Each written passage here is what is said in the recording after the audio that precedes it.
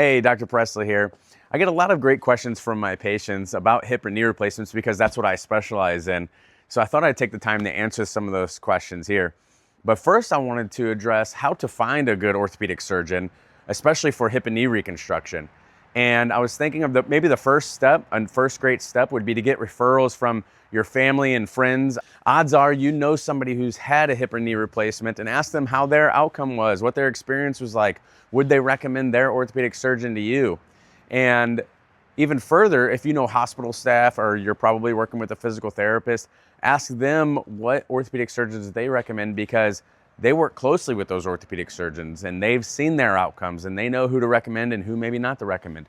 So once you first have that foundation of maybe 3 or 4 or even 5 orthopedic surgeons that were recommended to you, get online and do a little bit of research and maybe go to that doctor's website. Usually we all have websites that talks about who we are as a person, what our education is, and what I think is important, having a fellowship in hip and knee reconstruction. That means that surgeon spent an extra year outside of their 5 years of orthopedic residency to fine-tune their skills, learn the latest technologies and techniques in hip and knee replacement.